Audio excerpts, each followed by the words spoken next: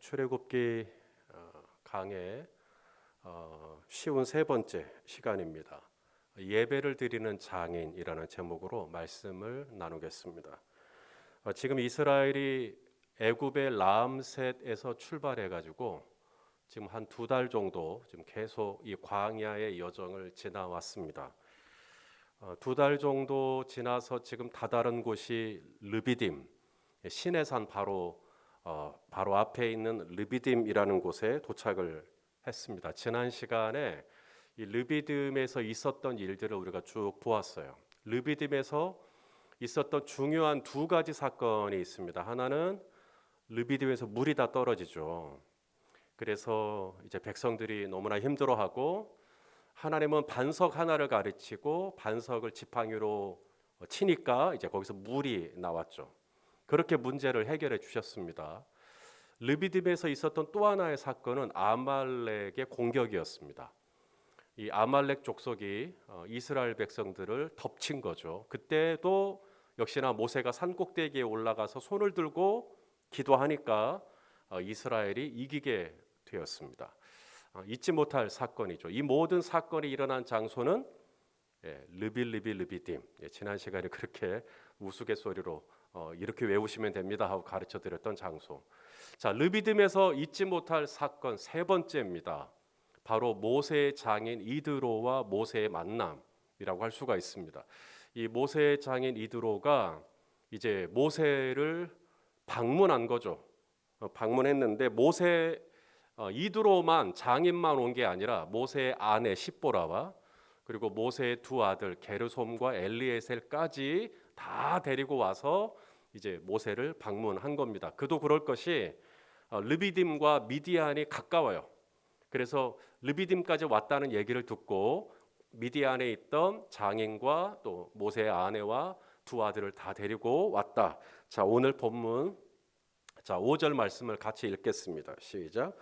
모세 장인 이드로가 모세의 아들들과 그의 아내와 더불어 광야에 들어와 모세에게 이르니 곧 모세가 하나님의 산에 진친 곳이라. 오늘 저녁 설교는 약간 지루할 수도 있습니다. 제가 미리 말씀드립니다. 그러니까 오늘 조시더라도 제가 원망 안 할게요. 오늘은 까딱하면 지금 온라인으로 예배 드리시는데 얼마나 힘드실까 싶은데요. 뭐 보다가 아유 나 오늘 예배 못 드리겠다 하고 TV를 꺼도 제가 아무 말 못 하겠습니다. 그런데 누군가는 이 부분을 좀 궁금해하실 듯하여 제가 오늘은 좀 설명을 좀 많이 할 것 같습니다. 먼저 모세의 장인 이드로에 대한 설명을 좀 하겠습니다. 모세의 장인의 이름이 이드로죠. 그런데 출애굽기 2장에 보면 모세의 장인의 이름은 르우엘입니다. 자, 우리 출애굽기 2장 18절 말씀을 같이 보겠습니다. 시작. 그들이 그들의 아버지 르우엘에게 이를 때에 아버지가 이르되 너희가 오늘은 어찌하여 이같이 속히 돌아왔느냐. 여기서 그들이 그들의 아버지 르우엘에게, 여기서 그들은 이제 르우엘의 딸 이드로의 딸들을 말합니다. 장인의 딸들이죠. 그들이 아버지의 양떼를 쳤어요. 그래서 양떼들을 데리고 우물가에 왔는데 이미 이제 또 그 우물가에는 또 다른 목자들도 있었겠죠. 남자들 목자들. 이분들이 이제 여자들이 이제 양떼를 데리고 우물가에 오니까 이제 말하자면 박대를 한 겁니다. 야, 너희들이 저리 가. 너희 나중에 막 이런 식으로. 그래서 그 불의를 또 보고 못 참죠, 모세가. 그래서 모세가 나섭니다. 그리고 목자들을 제압하죠. 그리고 이 장인의 딸들, 나중에 장인이 되겠지만 그 르우엘의 딸들로 하여금 양들을 이 우물에서 물을 다 먹일 수 있도록 그렇게 다 해줘요. 그리고 난 다음에 이 르우엘의 딸들이 모세를 데리고 아버지 르우엘에게 소개를 시킨 겁니다. 이분이 도와줘서 우리가 아버지의 양떼에게 물을 먹일 수 있었다.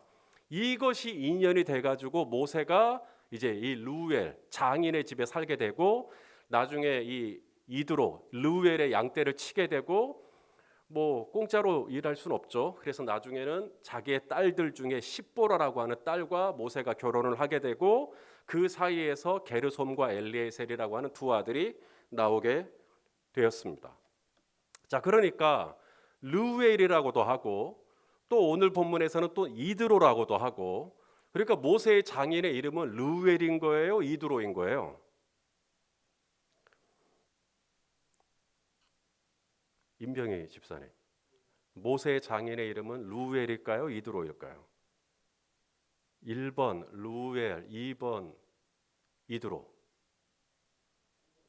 3번 똑같은 사람이다. 예, 머리가 아주 좋습니다.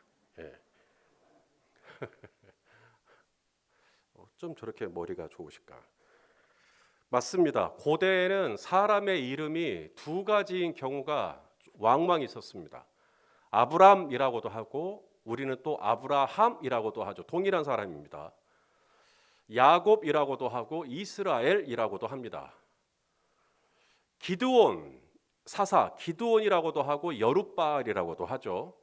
솔로몬이라고도 하지만 여디디아라고도 합니다. 그래서 사람은 동일한데 이름이 두 가지인 경우가 왕왕 있어요. 그래서 루엘이라고도 하고 이드로라고도 한다라고 이해하시면, 루엘하고 이드로가 이름이 다르니까 서로 다른 사람인가? 성경이 이게 정확하지 않은 건가? 그게 아니라는 겁니다. 동일한 인물을 이야기한 거다. 학자들에 따라서는 루엘이 모세의 장인의 아버지다, 또 이렇게 말씀하시는 분도 있습니다만은 뭐 거기까지 얘기를 하게 되면 너무 이렇게 어려워지고 복잡해지니까 이렇게 이해하시면 됩니다. 르우엘과 이드로는 동일 인물이다. 자, 그런데 여기서 헛갈리는 게 하나가 더 있습니다. 그러니까 모세의 장인의 이름은 이드로라고도 하고 르우엘이라고도 하는데 민수기 10장에 보면 호밥이라고 하는 또 다른 인물이 나옵니다. 자, 우리 민수기 10장 29절입니다. 읽어보시죠. 시작. 모세가 모세의 장인 미디안 사람 르우엘의 아들 호밥에게 이르되 여호와께서 주마하신 곳으로 우리가 행진하나니 우리와 동행하자. 그리하면 선대하리라. 여기까지만 읽겠습니다. 헛갈리죠. 그러니까 이드로 혹은 르우엘, 호밥. 자, 이 민수기 10장 29절을 읽을 때는 끊어서 읽으셔야 됩니다. 이 부분에서 끊으셔야 돼요. 모세의 장인 미디안 사람 르우엘까지 읽으셔야 됩니다. 거기가 1절이에요. 그러니까 모세의 장인의 이름은 뭐예요? 그러니까 르우엘이라고도 하고 이드로라고도 하는 르우엘. 그 다음에 호밥은 르우엘의 아들입니다. 아들 호밥. 그러니까 이게 뭐냐면 장인의 아들이니까 모세에게는 처남인 거죠. 그래서 호밥이 모세의 장인의 또 다른 이름이 아니라 호밥은 모세의 처남이 되는 겁니다. 그리고 이 문제는 이렇게 해결될 수가 있죠.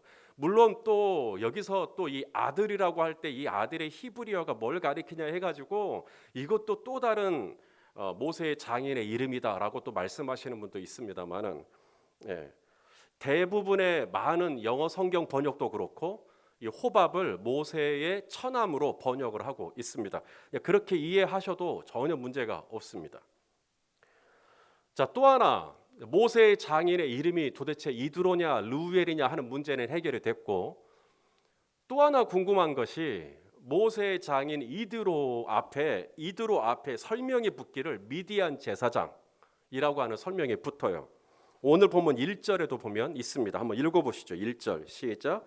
모세의 장인이며 미디안 제사장인 이드로가 하나님이 모세에게와 자기 백성 이스라엘에게 하신 일 곧 여호와께서 이스라엘을 애굽에서 인도하여 내신 모든 일을 들으니라. 자, 그러니까 모세의 장인 이드로는 어떤 사람인 거예요? 미디안에 사는 제사장입니다. 그러면 이드로는 하나님을 믿는 사람입니까? 안 믿는 사람입니까? 네, 많은 사람들이 이드로가 하나님 믿는다고 얘기합니다. 하나님을 믿는 제사장이다. 미디안에 사는 하나님을 섬기는 제사장이다. 이드로를 그렇게 설명을 합니다.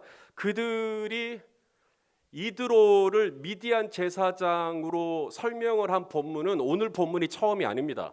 출애굽기 3장을 보시면 모세가 하나님의 콜링을 받고 자, 그때 그 사건의 발단이 이렇게 시작합니다. 출애굽기 3장 1절입니다. 시작. 모세가 그의 장인 미디안 제사장 이드로의 양떼를 치더니, 또 출애굽기 4장에 보면 애굽이 이제 애굽으로 돌아가죠. 그때 또 다시 이드로를 이렇게 설명을 아니 여기서는 그 미디안 제사장이라는 설명이 안 나오네요. 그냥 그의 장인 이드로라고만 나와 있네요. 제가 착각했습니다. 자, 많은 분들이 궁금한 것 중에 하나가 과연 모세의 장인 이드로는 하나님을 섬기는 사람이었느냐, 하나님을 믿는 사람이었느냐, 안 믿는 사람이었느냐. 많은 분들이 섬기는 사람이다, 하나님 믿는 사람이다. 그 이유가 뭐냐? 오늘 본문을 많이 예로 들어요. 오늘 본문을 보시면 이 미디안 제사장인 이드로가 하나님을 찬양합니다.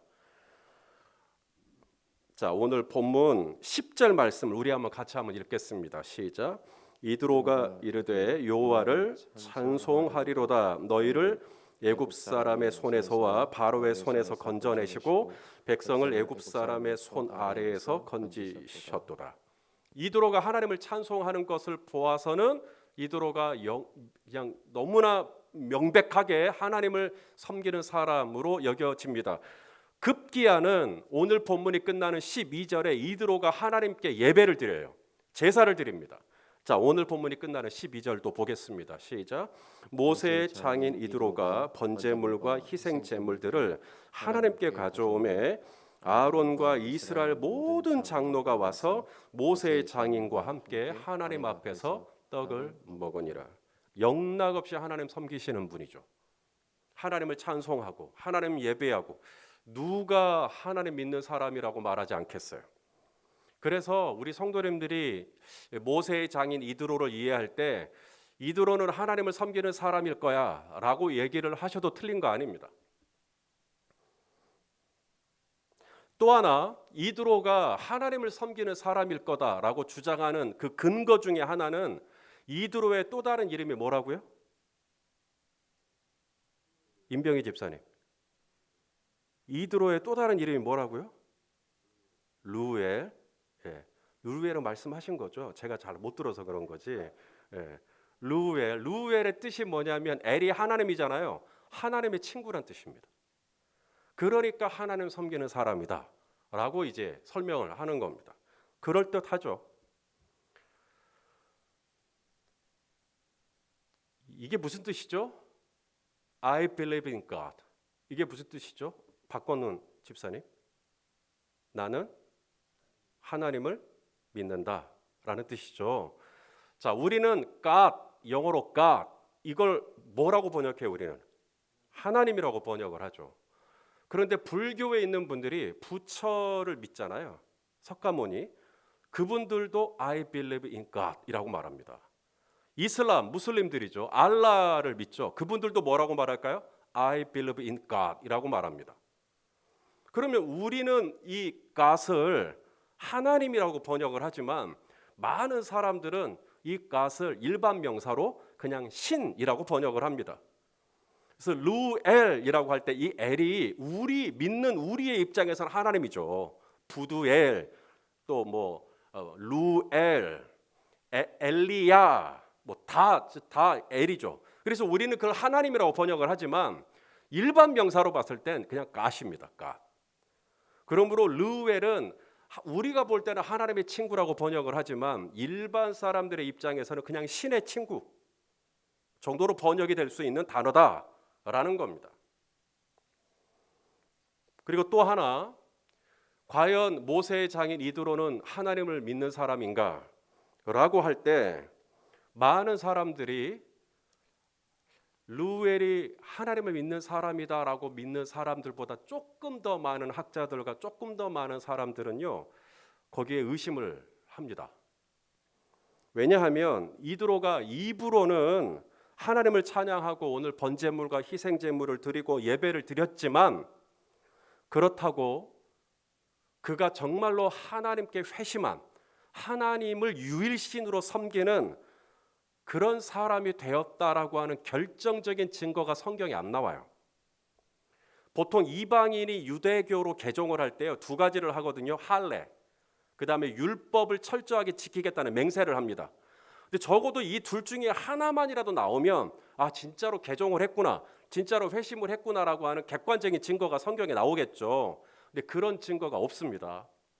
우리는 성경에 없는 얘기를 너무 이렇게 더하거나 빼면 안 되거든요. 그가 입을 열어 하나님이 위대하시다, 그가 입을 열어 모든 신 중에 하나님이 크시다 고백은 했지만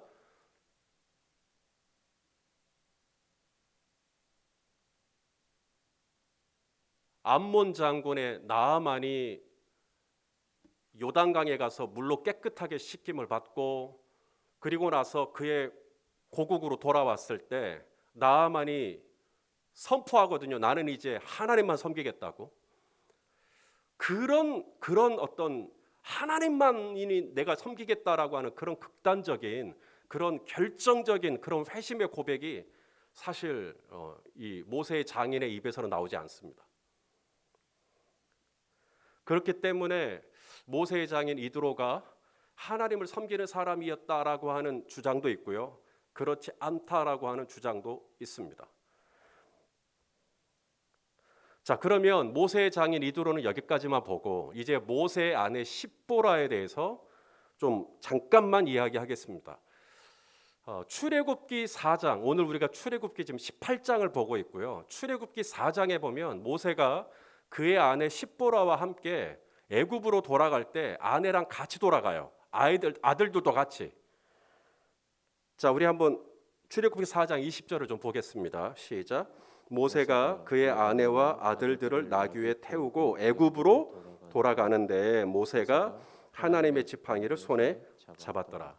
자, 그런데 오늘 출애굽기 18장에서는 그의 장인 이드로가 누구를 데리고 와요? 예, 모세의 아내 십보라와 게르솜과 엘리에셀까지 두 아들을 다 데리고 온단 말이죠. 아니, 애굽으로 같이 갔잖아요. 그런데 이제 와서는 갑자기 아내와 두 아들을 데리고 오죠. 이건 뭘 의미할까요? 중간에 무슨 일이 있었다는 얘기죠. 성경에 기록되지는 않았지만 중간에 모세의 아내가 두 아들과 함께 친정인 아버지 집으로 돌아가 버렸다. 모세가 보냈을 수도 있고요. 모세가 보냈을 수도 있고요. 아니면 십보라의 의지로 두 아들을 챙겨서 친정으로 가버렸다라고 볼 수도 있는 장면입니다. 왜 그랬는가? 무슨 일이 있었는가? 아무것도 몰라요. 성경에는 그것에서 침묵하고 있습니다.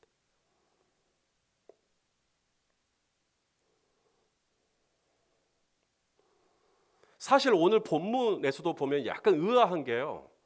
그 모세의 장인 이드로가 아내 십보라와 함께 왔잖아요. 그런데 출애굽기 18장 전체를 통틀어 모세하고 십보라 사이에서 주고받은 대화는 한 줄도 안 나옵니다. 그냥 이드로 장인과 모세 사이에서 주고받은 대화는 엄청 나오는데 십보라를 만나서 모세가 무슨 얘기를 했고 이런 얘기 하나도 안 나옵니다. 성경은 계속해서 카메라를 모세하고 이드로에게만 집중합니다. 십보라는 잘 안 나와요. 나중에 민수기 12장에 보면 모세가 출애굽 여정에 이 광야 여정 중에 구스 여인을 아내로 맞이합니다. 여기서 두 가지 추측이 가능해요. 하나는 십보라가 죽었구나, 모세의 아내가 죽었구나, 또 그렇게 생각하시는 분들도 많고요. 또 하나는 모세가 십보라와 이혼한 겁니다. 성경에서 똑부러지게 얘기해 주지는 않아요. 하지만 많은 학자들은 이 모세와 관련된 여러 전승들을 통합해 볼 때 모세가 그의 아내 십보라와 사이가 그다지 썩 좋지 않았다 정도로만 추측합니다. 오늘 본문을 볼 때 그러므로 우리는 모세와 그의 아내 십보라에게 집중하는 게 아니라 성경이 집중하고 있고 성경이 우리에게 들려주는 얘기에 집중을 해야 되기 때문에 우리는 모세하고 이드로와의 관계에만 집중을 할 겁니다. 자, 그러면 정말 오래간만에 이제 이 모세와 또 그의 장인 이드로가 만났는데 도대체 무슨 얘기를 했을까 이제 궁금합니다. 자, 오늘 본문 8절에 사위와 장인이 만나서 나눈 이야기가 나와요.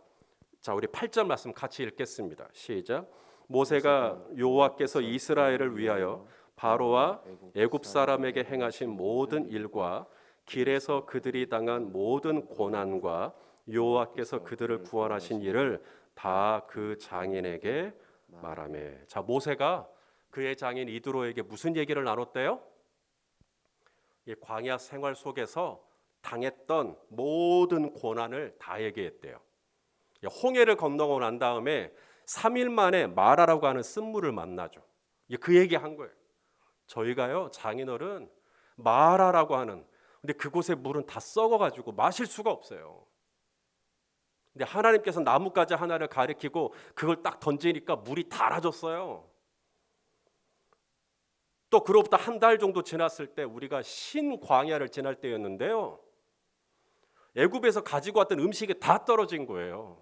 사람들이 배고파서 아우성이고, 그때 하나님께서 어떻게 하신지 아세요? 하늘에서 만나라고 하는 기가 막힌 음식을 지금도 매일같이 저희들에게 공급해 주고 있어요. 신광야를 지나 이제는 르비딤이라는 곳에 왔을 때, 지금 여기죠, 르비딤. 여기서 우리는 물이 다 떨어집니다. 그런데 하나님께서 반석을 쳐서 물을 내주셨습니다. 물이 생기자 어디서 이 얘기를 들었는지 아말렉 족속이 공격을 해왔습니다. 산꼭대기에서 손을 두고 기도하니까 하나님이 우리를 도와주시고 우리가 아말렉을 무찌를 수 있었습니다. 이런 이야기들을 계속했다는 거예요, 이드로에게. 다른 얘기한 거 아닙니다. 하나님께서 어떻게 구원하여 주셨는지, 하나님께서 어떻게 우리를 인도하여 주셨는지, 하나님께서 어떻게 간섭해 주셨는지, 이걸 얘기했다라는 거예요. 그랬더니 그러한 하나님의 은혜에 대한 간증을 들은 이드로가 어떻게 반응하죠? 오늘 본문에 보니까 이드로 안에 기쁨이 충만했다는 거예요. 자, 오늘 본문 9절 말씀입니다. 읽어보시죠. 시작. 이드로가 여호와께서 이스라엘에게 큰 은혜를 베푸사 애굽 사람의 손에서 구원하심을 기뻐하여. 우리 지난 주일에 우리가 목장으로 모여서 성도 간의 교제, 펠로우십을 하고, 그것이 나아가 하나님과의 관계 안에서 은혜를 누리게 되면 그 열매가 뭐라 그랬어요? 내 안에서 기쁨이 충만해진다. 이 플레루, 기쁨이 충만해지는. 지금 이드로가 지금 그걸 경험하고 있는 거예요. 모세가 하나님의 은혜를 지금 나누잖아요. 하나님의 구원하심을 나누잖아요. 하나님의 이 신실하심을 나누잖아요. 그러자 이드로 안에 기쁨이 충만해지는. 제가 의도한 건 아니고 주일날 목장으로 나누는 교회라는 비전의 말씀이 오늘 이 모세와 이드로의 만남 속에 또 있는 거죠. 모세는 사실 하나님 얘기 말고 사람 얘기할 수 있을 거라고 생각합니다. 마라라고 하는 쓴물을 만났는데 누가 그렇게 불평을 했는지,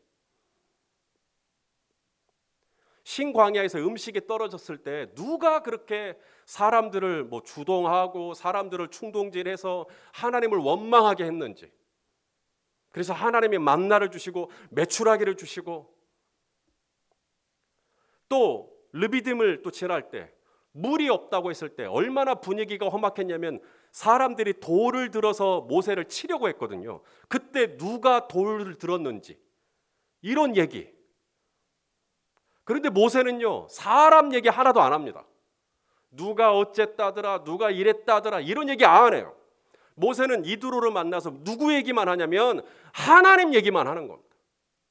하나님이 어떻게 우리를 인도하셨고, 하나님이 어떻게 우리를 채우셨고, 하나님이 어떻게 우리를 도우셨고, 하나님이 어떻게 이 연약한 우리 민족을 구원하여 주셨는지, 하나님의 은혜를 나누는 거죠. 그러자 이드로가 그 하나님의 얘기를 듣고 사람의 얘기를 들으면요, 같이 그 감정에 공감해 줘야 돼요. 같이 화도 내고 같이 짜증도 내고. 하지만 이드로는 그럴 필요가 없어요. 왜냐하면 하나님의 은혜를 나눴으니까. 그래서 하나님의 은혜에 대한 얘기를 듣다 보니까 이드로 안에 기쁨이 충만해지는 것이죠. 그리고 이드로는 하나님을 찬양하죠. 그리고 모세와 함께 있던 모든 이스라엘 장로들과 함께 이드로는 하나님을 예배합니다. 이것이 그의 회심을 증거하는 증거가 아니다라고 해서 참 저도 아쉽긴 한데, 어쨌거나 미디안 땅에 사는 이방인의 제사장이 그렇게 함께 하나님을 믿는 사람들과 어울려서 예배를 드리는 이 장면은 굉장히 인상적인 장면이 아닐 수가 없습니다. 근데 그 동력이 어디서 오는가? 모세가 나눴던 간증, 모세가 나눴던 은혜.